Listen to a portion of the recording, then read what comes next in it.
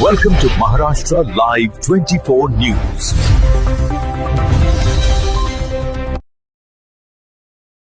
नमस्कार, मी राहुल चौगले.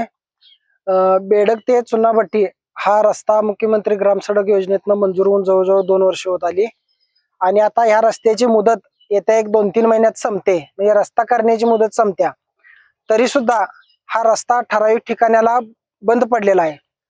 यासाठी आम्ही वारंवार प्रत्येक प्रशासनाला, पंचायत समिती, जिल्हा परिषद, कलेक्टर या सर्वांना, तहसीलदार मॅडम या सर्वांना आम्ही निवेदन दिले किंवा तुम्ही लक्ष घालण्या, जिथं जिथं अतिक्रमणातून रस्ता राहिलाय हा रस्ता त्वरित मोकळा करून रस्ता पूर्ण करण्यात यावा. पण कोणत्याही प्रशासकीय अधिकाऱ्यांनी याची दखल घेतलेली नाही. तसेच हा रस्ता मंजूर करताना गावातल्या नेत्यांनी खूप कष्ट घेतला असं ते म्हणतात.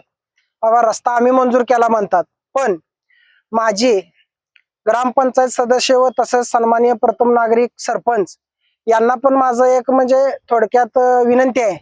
तुम्ही रस्ता मंजूर केलाय, चांगली गोष्ट आहे शेतकऱ्यांची, पण ह्या रस्त्याला जे वाद आहेत ते वाद आपण समोर येऊन स्वतः त्या शेतकऱ्यांची समजूत घालून हा मिटवण्याचा प्रयत्न करावा. पण तसं आजपर्यंत जवळजवळ या 1.5 वर्षात काय घडलेलं नाही.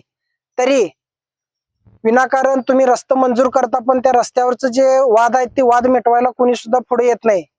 माझी एक मनापासून विनंती आहे की चुनाभट्टी ते बेडग हा रस्त्याचा वाद तात्काळ मिटवून रस्ता शेतकऱ्यांच्यासाठी चांगल्या पद्धतीने करण्यात यावा.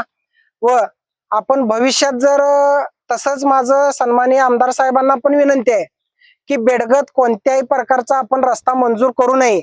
जर रस्ता मंजूर करायचा असेल तर शेतकऱ्यांचं सही घ्यावी, तसंच सरपंचांनाही त्यांनी विचारावं बाबा कोणती तक्रार आहे का, तरच हा रस्ता मंजूर करावा, अन्यथा कोणताही बेडगत रस्ता मंजूर करू नये ही माझी सन्माननीय आमदारांना विनंती आहे. आम्ही बेडग ते चुनाभट्टी या रस्त्यासाठी वारंवार मुख्यमंत्री ग्राम सडक योजनेच्या ऑफिसला आम्ही गेलो, पण प्रत्येक वेळी आम्हाला तेथील संबंधित अधिकाऱ्यांनी चालढकल केली. आज येतो उद्या येतो असं म्हणत त्यांनी प्रत्येक वेळी चालढकल करून इथं आमच्या शेतकऱ्यांची डोकी फुटण्याची वेळ आली आहे. पण अधिकारी या नात्यानं त्यांनी कधी लक्ष घालून संबंधित रस्त्याचा प्रश्न तिने संपवला नाही. हा नमस्कार.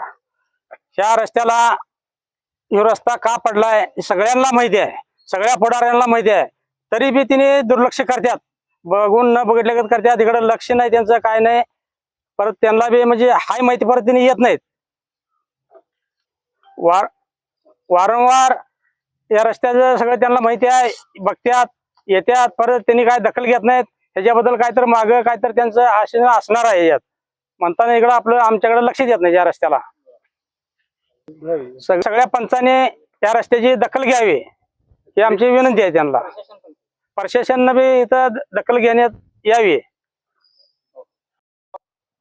ही चुनाभट्टी ते बेडग रोड ह्या रस्त्याला 2 वर्ष झाले काम चालू होऊन तरी काम होत नाही.